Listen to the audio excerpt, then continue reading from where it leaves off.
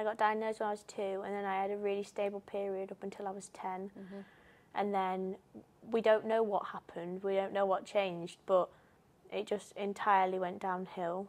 I was referred to Sheffield when I was 12, and referred to clinical psychology for my mental health when I was 12, actually, because we noticed that there was a pattern between when my asthma got bad and when my mental health got bad. How did you notice? It was just when I just became so low and unmotivated to do anything whenever I was ill, and my mum knew something wasn't right. I think we think I've had social anxiety my whole life, but when my asthma got bad, there was such an extreme shift in how my behaviours and how I was that she realised that, yeah, I think she needs some help with it, and it's the best thing that I've ever done. So one of our nurses said to you, how about seeing our psychologist? Yeah. What happened? Anita, my nurse, said, how about seeing one of our psychologists? And I said, no, I don't want to. Don't make me talk to someone I don't know. Yes. And my mum dragged me out of bed, and I'm so glad she did, because I don't know what I would have done if I didn't come and see you. From that diagnosis, it just led to so many different medication changes, and I was so young, everything was kind of flipped on its head a bit. I also remember you talking about feeling quite misunderstood about asthma, what it means to you, and the people around you, particularly your friends, not really understanding that. Yeah. Because asthma is such a common condition, most people will know someone or quite a few people that have it. People often, as I touched on before, it's just asthma. For some people, it's not just asthma. I didn't have many friends anyway, but the friends that I did have didn't understand it, and they just weren't as supportive as I would have liked them to be. It's not... I think people like me with asthma like this don't expect people to understand that it is as bad as it is. We just ask for people to actually take the time of day to try and understand it and be there. My asthma has been so bad before that every 2 to 3 steps I had to stop because I lost my breath. It was tiring and it was awful, and I absolutely hated it. And I hated myself for it because I thought I couldn't control it, and I thought that was my fault, when in reality it was always out of my control, and I was just making it worse by not taking my medicines, by not looking after myself. What helped you think differently about your medication?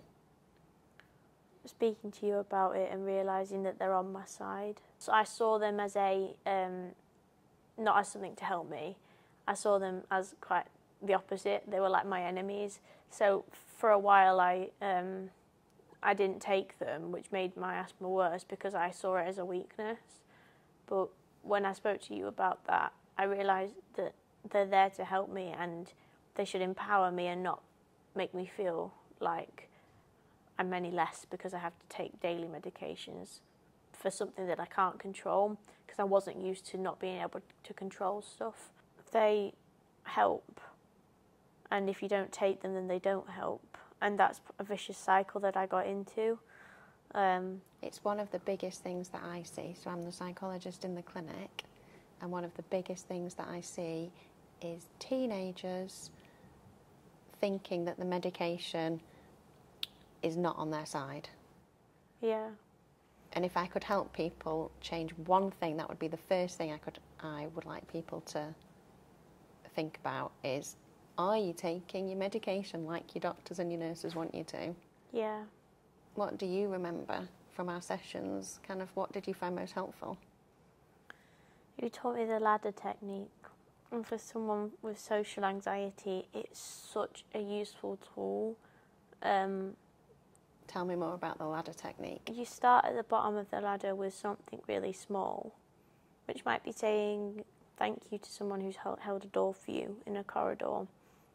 And with each rung of the ladder, you work your way up to a big social situation. Well, for me, I used it for that, which was, I think it was my dad's 50th birthday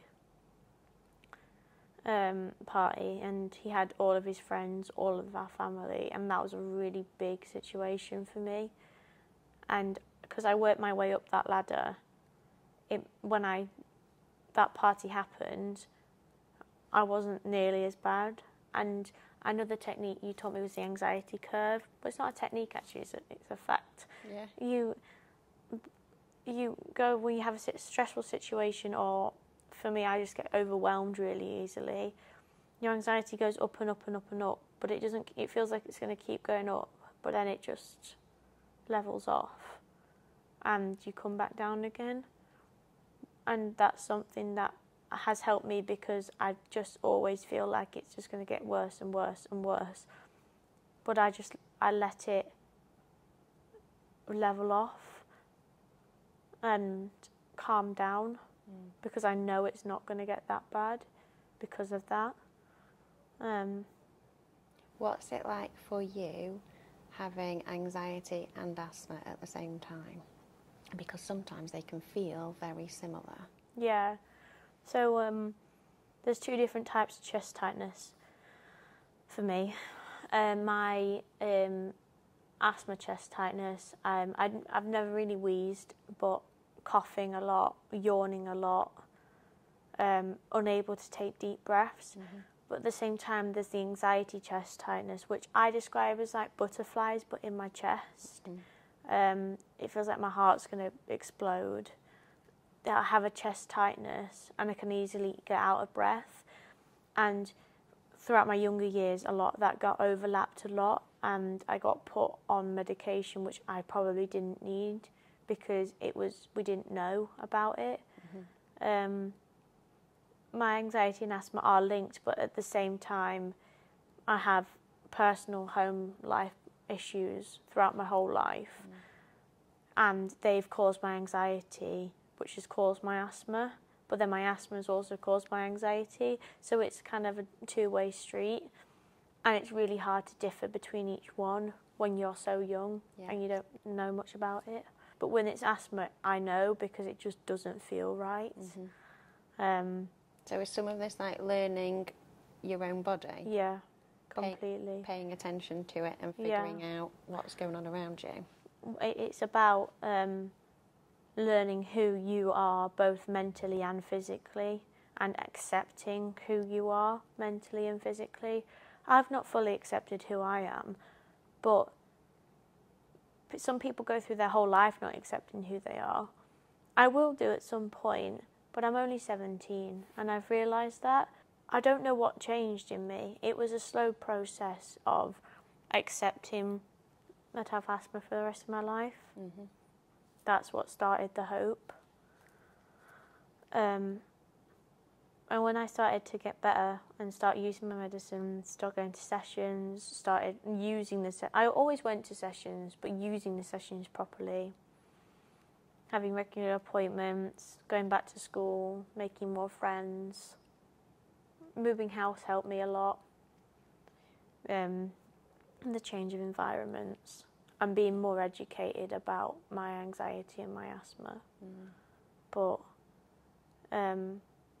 once you accept the fact that you have a long-term illness, I think everything just comes along with that, because I don't think you can move on and get better with anything until you accept that you have it, and it is what it is.